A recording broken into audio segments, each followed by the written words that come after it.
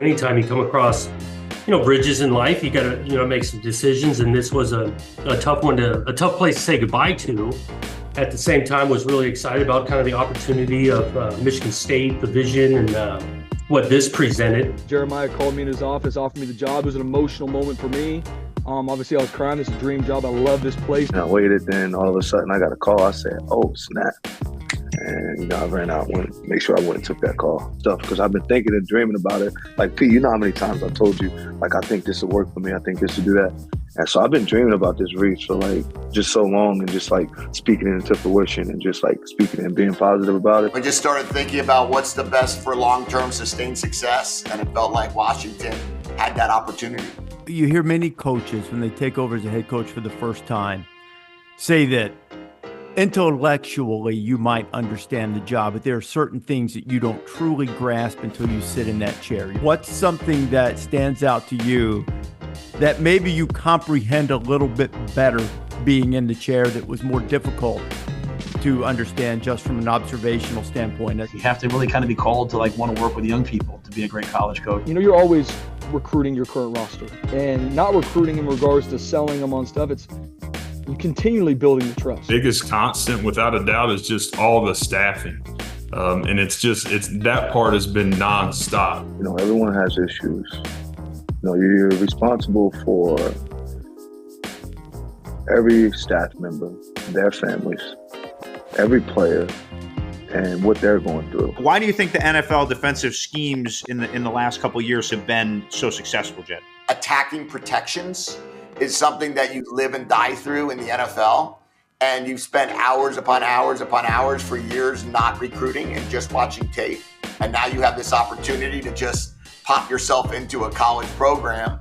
And yes, you probably haven't had the experience recruiting as you used to have, but you've just lodged so many hours of film study. What do you hope that your identity is in year one at Michigan State? Yeah, no question. We want to make the game physical on both sides of the line of scrimmage. It starts in a physical run game offensively that you can build some pro concepts and play action game and things. Well, one player you beat a lot of people for is Kyle McCord. I think he's probably one of the most significant recruits to come to Syracuse in the last 20 years. Walk me through that recruitment and what it's been like to be with Kyle now for a couple months. This kid has both sides of the ball. The kids want to die for him. They work hard for him.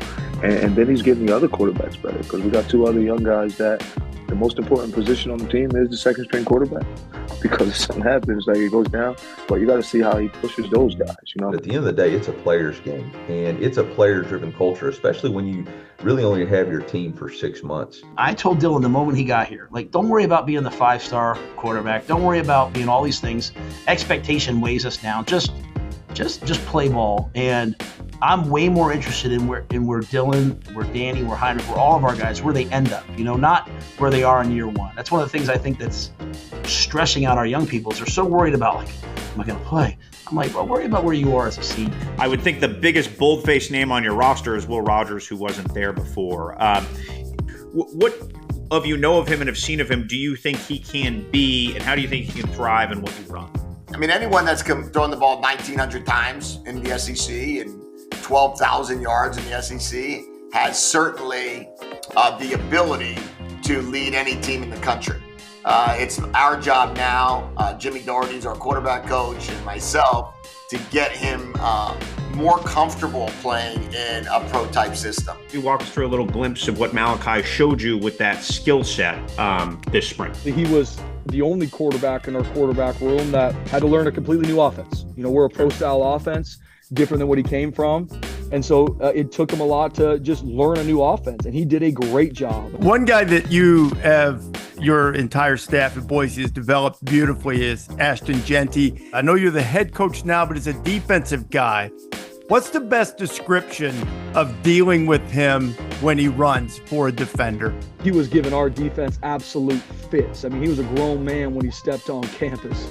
And not only can he make you miss in a phone booth, he could also go through you, which is a very elite skill set. When you coach in this league, man, defensive coordinators are elite. And if you rely on what you've done in the past, they're a step ahead of you. These defensive coordinators are really in the top 8 when you look at total defense, and they all came from the NFL.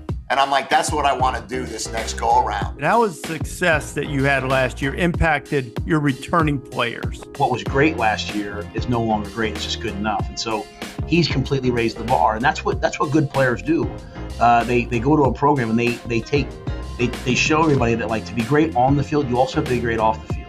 I think the challenge is not resting on success, not believing what you accomplished last year has anything to do with this year or future results. And I think that's where a lot of people make a lot of mistakes, is especially in college football. And I think really now we're learning it more from the NFL, is every year starts completely over, and you have to relay the foundation because you're going to have so many new pieces to the culture.